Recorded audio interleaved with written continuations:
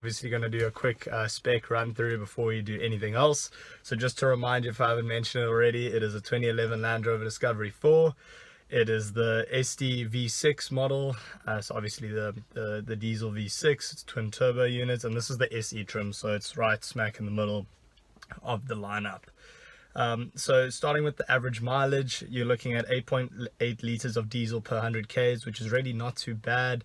This has a really nice sizable tank, which I'll get to in a minute, so you can do big trips in this car with a full load and a trailer, no worries. My family and I have done it countless times, so it's more than capable.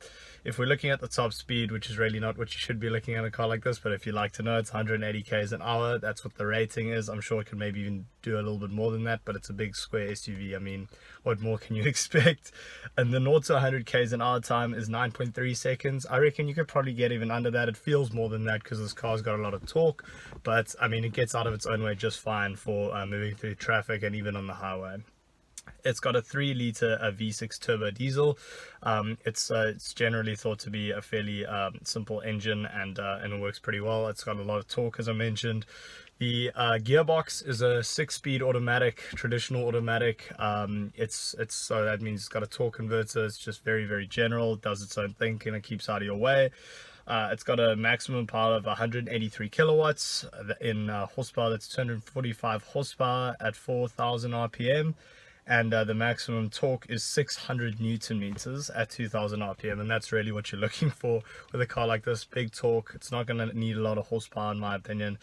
The ground clearance, which is variable in this car because it's got air suspension, starts at 185 millimeters, which is quite tall obviously for a car like this, but it can go to 310 millimeters, which is obviously a big advantage it had over its competitors even back when the Discovery 3 was released. So if we're talking about curb weight, it's about 2.5 tons. I think that's a dry weight. So I think if you add in all the liquids in, it's going to get a bit heavier than that. But if we're looking at boot space, it starts out at 280 liters and makes it if you fold all the seats down and get everything absolutely flat, you can get to about 2,500 liters, which is obviously quite substantial. It's a big car, so you can expect that. The fuel tank capacity is 82 liters, which is obviously quite sizable, but at the same time, you know what, it's absolutely necessary in a car like this, I would say. All right, well anyway, I'll meet you for the drive portion of the video in a moment. Okay, so joining me now for the drive portion of the Discovery 4. Let's just talk about the basics first. The ride. The quality of the ride is very high. It's on air suspension, this particular one. I think they come, and especially in this trim, I think the air suspension is standard. It definitely rides better than something like a Land Cruiser Prado of this generation, or even a modern Fortuner, which I think still uses leaf springs at the back, because I think it's based on the same architecture as the Hilux, if I'm not correct. However, obviously, you know, buying something like a Land Rover is obviously going to cost you more, so you expect those levels of refinement with a car like this. You're talking about the steering. The steering is very light and easy. It kind of just, you know, minds its own business, along with the gearbox as well. I will say the gearbox, although they can have durability issues, is actually absolutely fine. I haven't had any issues with the gearbox while I've been driving this car. It's had issues if you don't replace the gearbox fluid. You can have a lot of trouble with the clunkiness of it, you know, that it can get old and chunky. So just make sure you keep this car serviced. You know, it is a Land Rover, it's going to have its inherent flaws, but otherwise I digress. That's one thing I would recommend if you were going to try buy an old Discovery like this. Try see if you can't get the Bluetooth / touchscreen infotainment option. It's just because, you know, you're not going to get Bluetooth audio, unfortunately, if you don't in an older car like this, which is a pain. So coming, I suppose, digressing onto the music, this has the Harman Kardon audio. I'm not entirely sure what the bass audio sounds like in this car.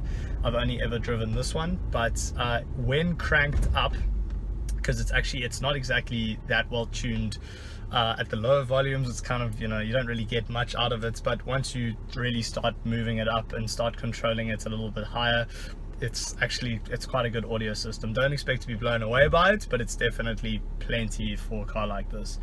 So visibility for a car like this, I think this is what a lot of people like in the Discovery. It's a nice high car. You can raise the suspension, you know, that air suspension is just, you know, it comes in clutch, especially if you want to go off-roading.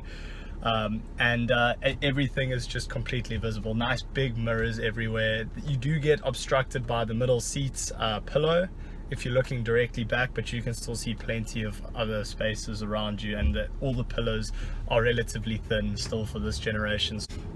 Now, talking about the engine and the drivetrain, I did mention the gearbox there, I think briefly. It's a 6-speed automatic and it does its own thing absolutely fine.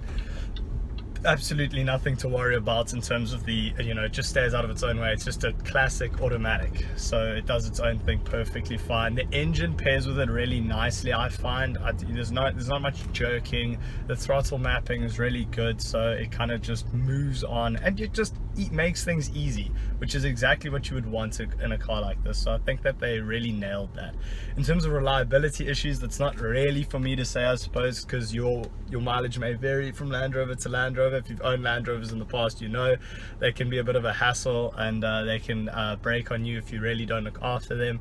So if you're going to consider buying something like this, just make sure that it's well looked after. You know, that is essentially what a Land Rover is all about. It's almost like you having a relationship with your car, because if you leave it alone, it's going to get angry with you, and you're going to have a very, very hefty service bill. So, I mean, I guess that kind of brings me to the end of my conversation. You know, how is it really worth it to get into something like this when there are so many other options nowadays? I mean, even from the Chinese, if you just wanted a pavement queen, there are those Havals that are everywhere in South Africa at the moment. They give you peace of mind with extremely long warranties and service plans. So, you know, you got to ask yourself, do you want the Land Rover? Do you want the Land Rover experience?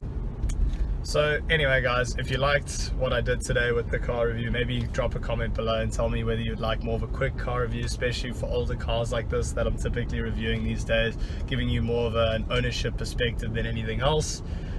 Maybe then you should just let me know about it in the comment section below. But otherwise, like, comment, subscribe, all the rest of it if you like what I'm doing here. And yeah, anyway, I appreciate the feedback. So anyway, I hope I'll see you for the next one. Cheers, guys.